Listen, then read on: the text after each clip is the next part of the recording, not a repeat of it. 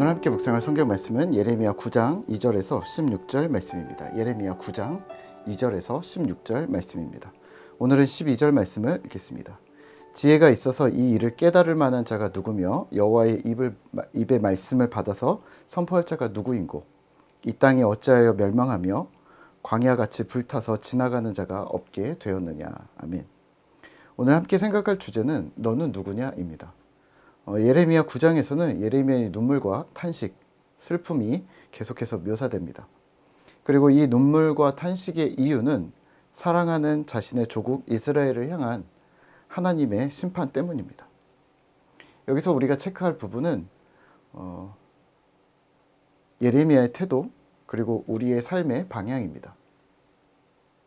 우선 예레미야는 웁니다. 하나님 때문에 라고 해야 할까요? 이스라엘 민족 때문이라고 해야 할까요? 예레미야는 자기 백성의 죄와 운명을 두고 많이 울었기 때문에 눈물의 선지자로 알려져 있습니다. 하지만 입장은 명확합니다. 유다 사람들에 대해 부드러운 동정심을 담아 말하면서도 그들의 죄를 인정합니다. 신실하지 못한 이스라엘의 현 주소, 그리고 뻔히 보이는 그들의 강팍함에 대한 하나님의 처우에 대해 그는 수긍할 수밖에 없었습니다. 3절입니다. 그들은 거짓을 말했고 강성하지만 진실하지 않았습니다. 악을 행했고 하나님을 알지 못했습니다. 4절입니다. 형제를 속였고 이웃을 비방했습니다. 6절입니다. 하나님 알기를 싫어했습니다. 8절입니다. 혀는 죽이는 화살이었고 입으로는 평화를 말하나 마음으로는 칼을 품었습니다. 7절입니다. 그러므로 만군의 여호와께서 이와 같이 말씀하시되 보라 내가 내 딸 백성을 어떻게 처치할꼬 그들을 녹이고 연단하리라. 아멘.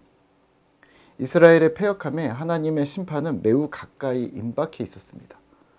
이에 예레미야는 슬퍼합니다. 10절입니다. 내가 산들을 위하여 울며 부르짖으며 광야 목장을 위하여 슬퍼하나니 이는 그것들이 불에 탔으므로 지나가는 자가 없으며 거기서 가축의 소리가 들리지 아니하며 공중의 새도 짐승도 다 도망하여 없어졌음이러라. 아멘. 울며 부르짖으며 슬퍼합니다. 결국 이렇게 탄식합니다. 12절입니다. 지혜가 있어서 이 일을 깨달을 만한 자가 누구며 여호와의 입의 말씀을 받아서 선포할 자가 누구인고 이 땅이 어찌하여 멸망하여 광야같이 불타서 지나가는 자가 없게 되었느냐. 아멘. 어찌하여 깨달을 자가 없는가? 하나님의 말씀을 선포할 자가 없는가? 멸망과 심판이 필연이 된 이유가 우리의 무지함 때문이 아닌가라고 한탄하며 탄식합니다. 오늘 말씀을 묵상하며 우리는 무엇을 기억해야 할까요? 눈물의 선지자 예레미야의 탄식이 말하는 깨닫는 자, 지혜로운 자는 누구인가입니다. 다시 말하면 깨달음이 없어 이스라엘 민족이 하나님을 거부하였고 죄와 악을 행하였고 결국은 심판을 받았는데 우리는 지금 어떠한가 되짚으셔야 합니다. 하나님의 심판은 필히 이유가 있기 때문입니다. 2023년이라는 시대를 살아가는 신자로서 우리가 점검하셔야 할 것은 3000년 전 이스라엘과 비슷하면서도 좀 다른 이슈들입니다. 심판을 앞둔 이스라엘과 같은 맥락이라 함은 하나님을 버리는 것일 테고요. 그러나 좀 다른 이슈라고 말하는 것은 이기주의, 소비주의, 쾌락주의, 허무주의와 같은 자기 중심성에 기이한 구체적인 이슈들 때문일 것입니다. 구약 성경을 보면 신자인 우리는 이렇게 생각하는 거죠. 나는 그래도 우상은 안 섬기고 있어. 그래서 다행이라고 생각합니다. 하지만 오늘날의 신학에서는 눈에 보이는 가시적인 우상과 같은 1차원적인 우상만을 우상이라 부르지 않습니다. 오히려 내가 중심이 되어져서 하나님을 떠나게 만드는, 때로는 자신이 하나님을 떠났는지조차 인식하지 못하게 만드는 자아도취적인 우상들을 말합니다.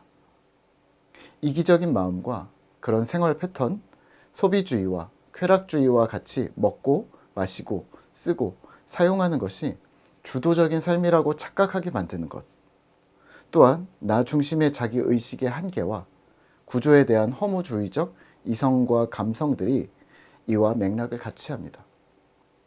팀 켈러의 내가 만든 신이라는 책에서는 오늘날의 우상을 이렇게 명명합니다. 내가 간절히 원하는 평생 소원은 우상이다.